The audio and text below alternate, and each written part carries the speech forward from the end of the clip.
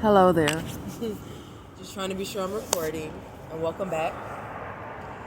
This morning has been hectic to say the least. I cannot see myself at all. But I've been saying that moving forward and in doing my videos, my camera is up there somewhere. So a lot of times I need to start recording right up there because on different networks like IG and YouTube, they've automatically done something where they reduce and they really mess with the size of your video and zoom into it I don't know what that's about, but when I record now, I just always try to make sure my head is a little lower. But when they do all of that cutting, I'm still in caption. And so I'm hoping everybody is doing absolutely amazing. The sun just now stepped out today, so I'm just now getting my vitality in life. There were two things that I wanted to discuss, and I just forgot what they were. So give me a second, because I'm going to go through my mental Rolodex. What did I want to talk about this morning? Two things. So I might do it into a two-part video. The first part of this video, I want to talk about an old job that I had. I was bathroom attendant on this job, guys. You know what I'm saying? Like, I was working for someone I was in a relationship with at that time. And I actually did the paperwork overtime and convinced him to take over this business from the person who hired him to do it.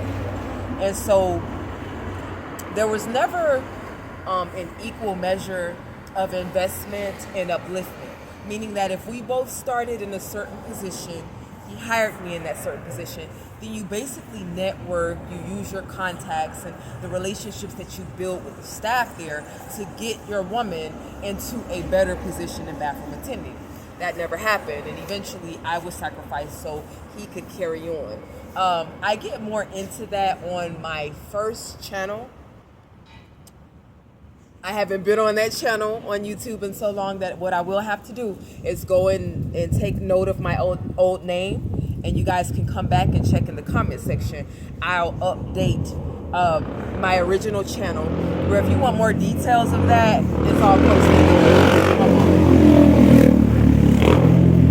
And so,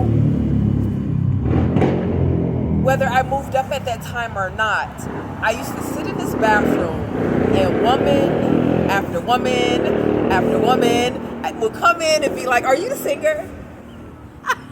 You are so beautiful. Like, girl, are you the singer? Oh my God, I know you're the singer." And sometimes, meaning, let me break it down. It was BB King's Blues Club. And so each and every night they would play music, old school music, of course, blues music. And then there would also be a performer, a singer, a band, things live in Orlando. This used to be back at Point Orlando. I don't know if it's still there. I know the original owner has passed away since. It was very long ago. And so sometimes these customers would say that while the actual singer was in the restroom. And the reason that they were probably, I've never guessed that it was her. She was a little big.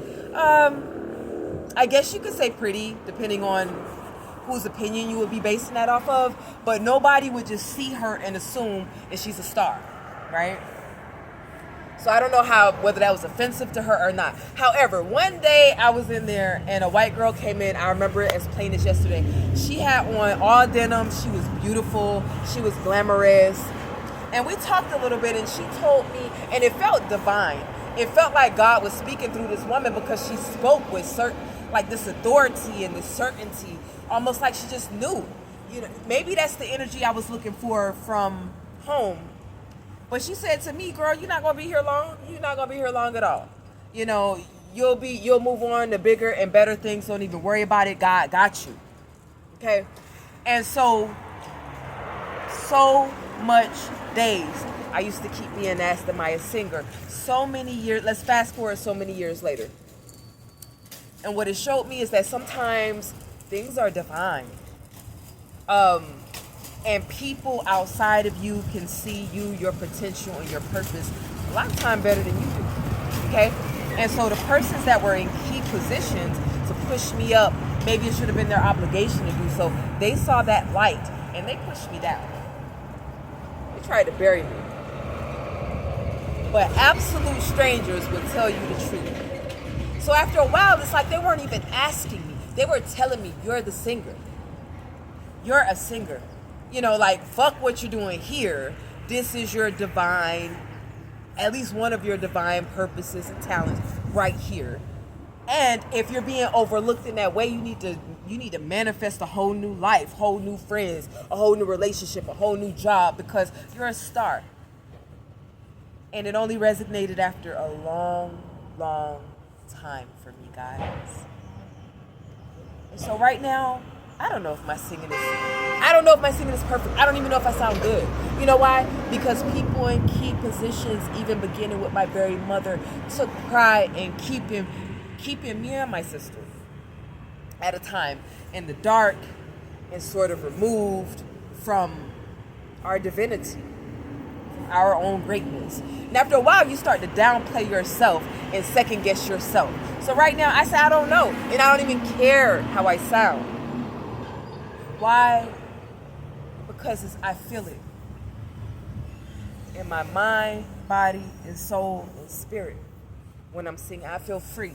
Music have always freed me and kept me on the track where I needed to be. If anybody would ask me, I always say it's God that preserved me. I always say it's God that protected me and kept me on course. But you know what? Music is a close second. And if I could even, I wouldn't care whether that was instrumentation, whether that was a background singer. I used to be in chorus growing up. I just want a part of, I want in, to something that saved my life, right? Saved my life. And so no matter how I sound, it's my divine right to wake up every single day and inspire new life, energy, and inspiration in and amongst the world around me. That's my job. I don't need a job. And so whether I do that with my music, fashion, my hair, my flair, my dancing, that's always been my purpose, and it comes to me so naturally. Praise God. Oh yeah, just because this video went on a little bit longer than it's expected, I'm going to come back with a part 2.